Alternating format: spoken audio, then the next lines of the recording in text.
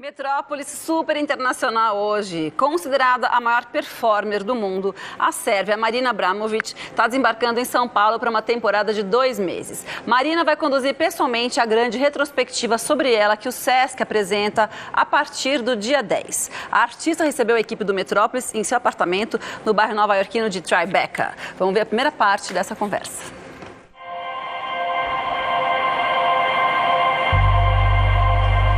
When I started doing performances, it was so long ago, 40 years ago, I was interested in the physical aspect of the body. I was interested to understand what is the pain, physical pain. I went to see the most important operations of human body in the hospitals, where 3 hours, 5 hours, 6 hours operation of the hip, of the spine, of the heart, of the brain, to see when you open the body, when you take these instruments, the same as you're making table and you cut the body, what is happening. And I was really interested to understand what really pain is and how to overcome the fear of pain. And when I done this part, then I was confronted with something that much more important in the body, and this is your mind. And the mind is much more difficult to understand and to actually control. So my all new work is really related to mind. The public who see my work and say, "Oh, she was doing these great works, and now she's just sitting around." You know, this sitting around is so much more difficult than the other works. If you sit in MoMA for 3 months, and 8 hours a day motionless, with never leaving the chair, and 10 hours during the Fridays when the museum is open longer, you're dealing with something that is unthinkable, difficult. After artist is present, I made a very large show in the Serpentine Gallery, last year, called 512 Hours.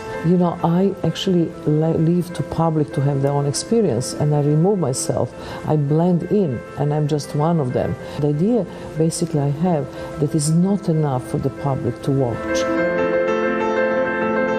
We are so much stronger than we think we are, and we also lose our time in such stupid ways. Living in that moment is something that, I learned so well this works.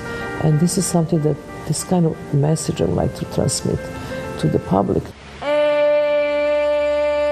For me, it was extremely interesting working with Lady Gaga, because also that somehow she really wanted me to teach her. And she came as a student, very humble and very, very serious, and she was a great student. But also, which was interesting, that she had this enormous presence on the Facebook. She's like this absolute symbol for these kids, 14 years old, 15, 16, 17. Everything she do, they will do. I was so much criticized working with her, but people see very narrow picture. I always see big picture, and the big picture is, to me, is actually the future generation. I am complete technological imbecile. Technology was invented, the human being have time, but we just do opposite. I'm horrified of this point that you wake up in the morning, you have hundreds of emails, you answer them all day, and in the evening you just get double back.